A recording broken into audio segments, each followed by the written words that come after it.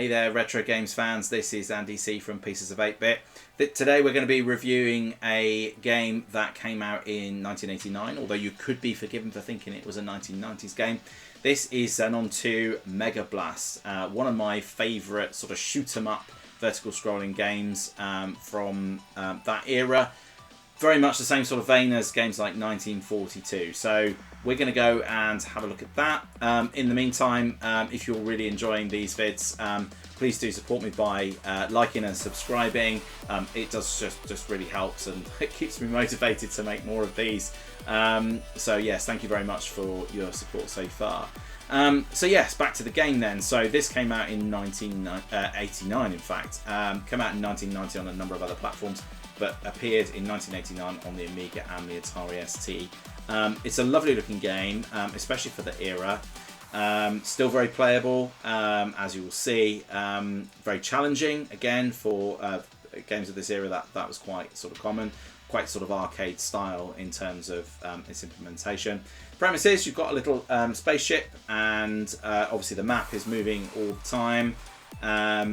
You can actually sort of, if you fly to the bottom of the map and kind of hold, you can sort of pause and roll back just ever so slightly, which is actually a really quite useful feature.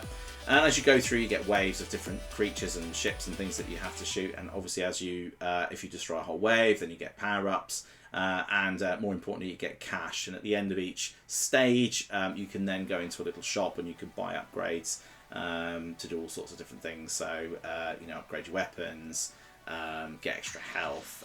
You can even pay for advice, which is kind of crazy. So yeah, a really fun game to play. It came out, like I said, in 1989. Was produced by a company called the Bitmap Brothers, a British studio. Obviously, in the late 80s, mid-late 80s, British games developers were just absolutely having a heyday. This company, for instance, produced some absolute die-hard classics such as Chaos Engine and one of my absolute favourite sort of sport games, which was Speedball 2 Brutal Deluxe. Also another game called Magic Pockets, which all of which I do want to do some reviews of later on. So some fantastic games from that era, really nice stylized graphics, really lovely to play, still very playable now.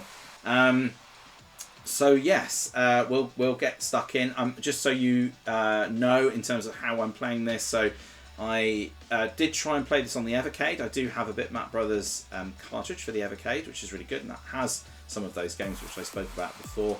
But unfortunately, it was quite laggy when I plugged it into my video capture card, so wasn't really able to get very far with it on there. It just wasn't really responding properly, and there were a couple of little glitches as well, which is a bit of a shame because I do really love the Evercade for retro gaming, but in this particular example, this wasn't the greatest implementation. So what I'm doing is playing the DOS version of this, which is the version that I'm probably most familiar with. As with a lot of these old DOS games, the sound quality on them is pretty terrible compared to things like the Amiga versions at the same time. But yeah, this is still very playable. It's the same sort of level setup, unlike some games where the game is actually a little bit different. It did come out on a number of different platforms. So if you've got, I think it came out on the MegaDrive, PC-98, although that only came out in Japan. The Master System, obviously I mentioned the Amiga and the Atari ST. Even come out on the Game Boy. So you might find that you've got a copy of this knocking around on an older piece of equipment. Definitely go check that out. But the easiest one to find is the DOS version. That's very accessible and straightforward to play. So that's enough rambling from me. So without any further ado, let's go and have a look at Xenon 2 Megablast from 1989 by the Bitmap Brothers. Okay, here we go. This is Xenon 2 Megablast. I remember seeing this. I probably didn't play this till the mid-90s, but I remember being quite impressed by the graphics at the time. Please try and forgive the 8-bit music. If you play this on the Amiga, it does actually sound quite a lot better. So let's go straight in for a game. We've got the music turned off for two reasons. One, because it's quite loud and very 8-bit, and two, because of copyright, just in case. So I've got that turned off. So let's just dive straight into the game. Okay, so let's see how I do while I'm trying to commentate. I did okay when I played earlier, but as always, for some reason I seem to cause myself a major headache when I am doing video recording. So I'm trying to do two things at once, something I'm not particularly good at, and I'm already making a hash of this, and I can't shoot anything. There we go. Okay, so those little sort of black blocks there, these are cash. So I'll need these at the end of the level, and I need that. That's what gives me like a reverse fire thing. I can shoot these little plant things here. I'm already, oh God, I've already lost like half of my health. You notice like here, like you remember I said you could pull back just a little bit, which is quite useful. So, oh dear, that's really not very good at all. Oh, that's better. Right. Sometimes as well, sometimes it's just better to try and avoid things. This level should be easier. This is supposed to be like the pre-Cambrian level. The purpose of it is we're being attacked by these this race called the Xenites, and they've placed a bomb at the end of each of the levels, which we have to go and blow up, basically, to, I guess, to save the universe. Oh, that was a shame. I missed that. Get out of the way of those. Okay. Yes, and these creatures are all supposedly kind of, you know, this is a classic kind of mutated by the radiation from the bomb. That's why they're sort of attacking me. Now, these little caterpillar things here, which look very cute, are an absolute nightmare. The best thing to do is not that. So if you touch them, because each part of them is essentially like a separate element.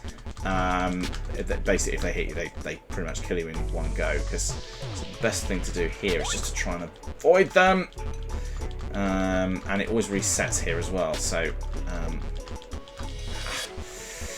I don't think I want to get too far on this today.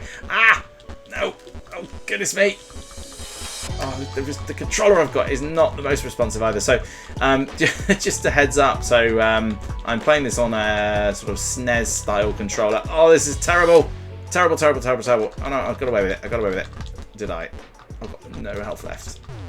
Yeah, I'm playing this on a SNES style controller, and I'm playing on the Mac. So, I'm using something called Enjoyable, which is like a little plugin that allows you to map the controller keys to keyboard keys. So it's for some reason on Mac, I guess the age-old adage that nobody plays games on Macs, right? Is that it doesn't just accept any USB controller. So even the Raspberry Pi, I can plug. In fact, that's what these controllers are for. I plug them into the Raspberry Pi, and they will just work. Whereas on the Mac, I have to go and sort of map them. It's not too difficult to do, but it is kind of a nuisance, so you have to do it at all.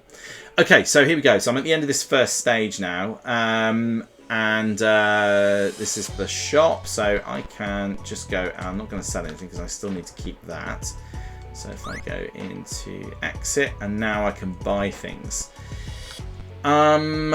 So I mean, I could be sensible. I could buy advice for 200. That would largely be a waste of time. What's this one then? This is a speed up. I can't remember what that actually does. I don't know if that makes. I think that makes the weapons fire quicker. A health power up, which I technically could do with. That would be the sensible purchase, but obviously, you know, I'm an idiot, so I'm not going to do that. This one is auto fire. I seem to recall that being quite useful, but you know what? It's no fun. This, on the other hand, is the thing that I want. This is going to cost me 600. It's the most expensive thing here, and it is easily the most ridiculous. It is a massive power-up that lasts for about 10 seconds. But, you know what? I'm not being strategic here. I'm just going to show you what it does because it's kind of fun. So let's go with that. I'm going to waste all my money, and then as soon as it's run out, I'm probably going to get killed. So this is going to be a very short demo. So let's buy that. Give me the cash. Do I have anything else left? I have 150 left. I would have more if I'd actually managed to collect some of those cash bubbles, but I didn't. So that is how it's going to be. Right, ready for this? And I wish you could just keep this weapon for the whole time. Check it out. Look at it. It's amazing. I can't have these power-ups all the time. You should be able to have like an easy set where you can just do this. There we go. Oh no, that's back to normal. So that was basically 600 that was wasted pretty much straight up. Okay, and you can hear me tap, tap, tap, tap, tap, tap, tap. Ah, hang on, what was that? Oh, yes, yes, yes, yes, yes. Oh. Oh dear. That was inevitably going to happen because I didn't buy the health power up, which was really stupid. And worse still, I've kind of gone back to the same checkpoint I started in with my power up, making my power up a completely useless exercise altogether. However, I've got some extra cash. Right, okay, and I can see we're not getting much past this second stage here. At this rate, I can do that. Yes. Okay, there's some weird looking creatures here. Oh, the controls are so terrible. I know a bad workman blames their tools, right? But I am genuinely struggling with this here. Oh no! Oh, and it died as well. It died as well. Okay. It's just the classic top score name. Let's go in for. I mean, I've only just started level 2, so let's just have another quick go here and see how far we get. Have I still got my? Yes, I do. Which is kind of almost not worth not doing that, really. I did it again. Oh, I'm so careless, so careless, so careless. Right, what's this one? B to Z. Yeah. Oh my days. Why am I being so terrible here? Oh, stop just driving into things, man. But yeah. Now, which way are we going? No, no, no, no, no, no, no, no. Oh. Terrible. Well, hey, at least I made it to level 2, right? You know, I mean, for those of you who've been watching my videos, quite often going, well, this is normal service has been resumed here, but at least, you know, like at least I made it to the second level or something. I find it remarkable how I was ever really any good at this. I haven't played. Get in there, yes. Annoyingly, I've got loads of cash now. I don't think I'm going to make it to the end of the level to spend it. I might just do one more. Oh, here we go. We've already got a bit further. Oh no, I hate those things. Oh. Right, this time, people. Oh no, I've sort of. Oh no, I've got stuck on scenery. How's this going to work? There we go. That's it. I thought I was done for then. I had this earlier on the when I was playing this on the Evercade, but it just got. It didn't get stuck on the scenery. It just sort of got stuck at the bottom, and you know, like doing that sort of reverse thing. Oh, that was silly. Oh goodness me! I just keep crashing into everything. Okay, one more continue, and then. Watch out! I'll talk about how I think about the game in this incredibly short run through. But God, this game is so hard. I don't know whether it's the controller or whether it's just a really difficult game. There was just so much stuff going on. But as you will agree, I mean, for a game that came out in 1989, it really is a good-looking little game. And try not to crash into everything. Oh, that was the worst place to be. It's challenging because the way that the sort of swarms of aliens kind of move around is so unpredictable. And I think when I played this game originally, I would have played it so much that I would have remembered kind of where everything goes. And so I think that's a lot of it. And that was always the thing with the games of this era, was that there was a lot of muscle memory involved in playing them. And I did better that time. So the more you play them, the more you kind of remember where things go. It's a bit like the caterpillars in the previous level there, where I knew that that they were dangerous, so you just sort of know to avoid them and kind of roughly where they go. Oh, let's try not to get killed by that again. Oh no no no no no no no no no! What if I go this way? There is a thing with this game as well, where quite often you will run into a dead end. So if it's the first time you've played it, you may not even realise. Oh no no no no! You may not even realise that you're running into a dead end, and then you can't go back. And certainly in that first level with the caterpillar things, the first time you play it, you're like, is it left or is it right?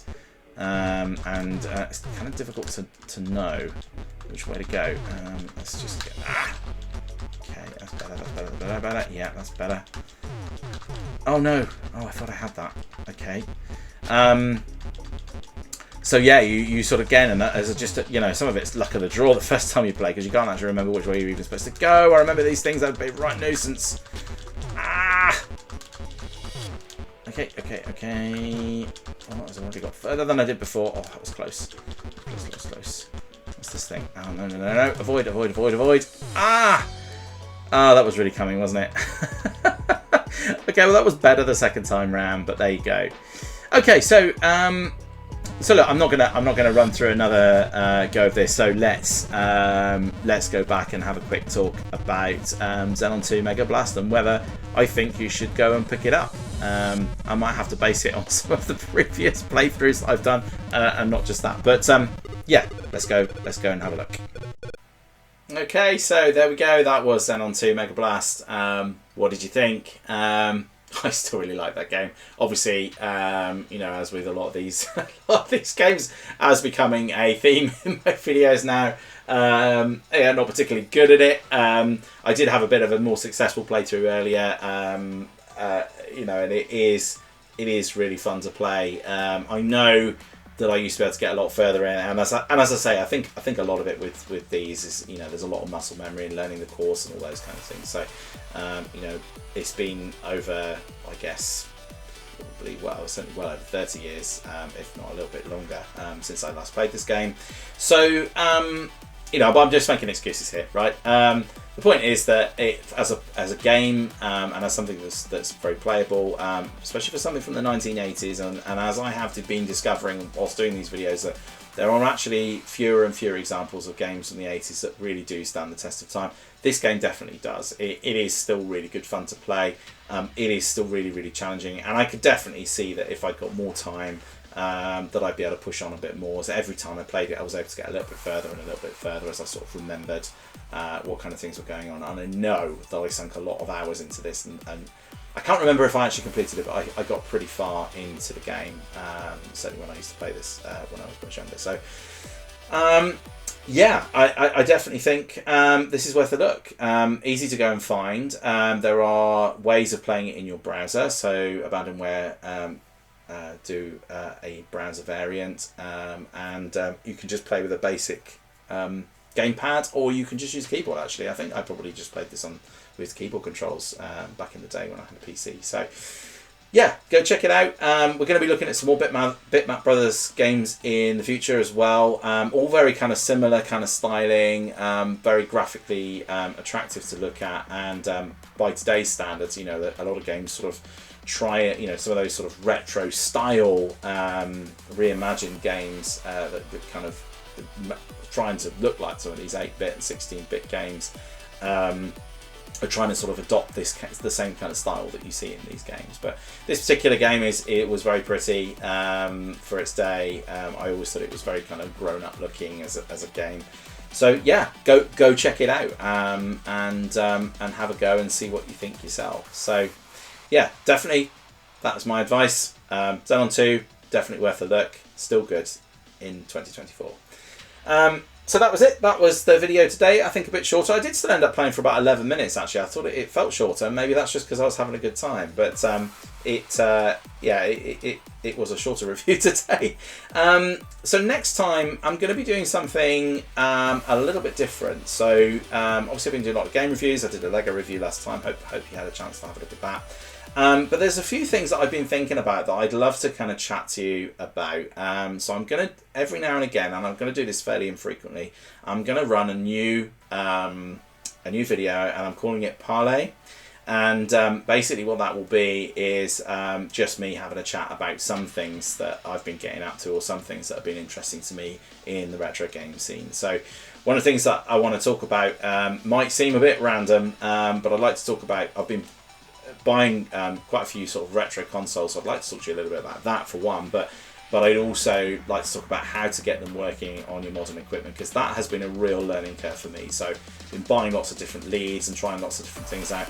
There's lots of advice on the web for different consoles, but there's not really been anything that's kind of said, for this console go get this, for this console go get that, and that will kind of get you going. You don't necessarily need to have the best or most expensive thing to get yourself started. So I want to talk a little bit about that. I want to talk about some of the consoles. I want to talk about some of the events that are coming up that I'd like to get out to, and just a general chat on sort of retro gaming. There's plenty of people that do a fantastic job of these kind of monologue series out there. Retro Bear, for instance, is excellent. I love watching his show. So I'm absolutely not going to go into competition and start doing this as a regular thing, but I'd like to just sort of put together a bit of a video that shows some of these things.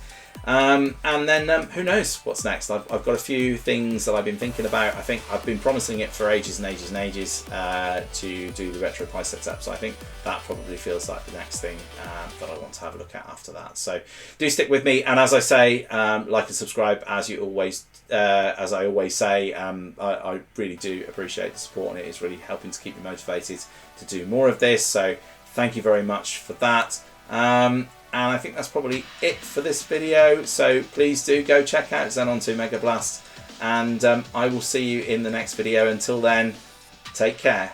Bye for now.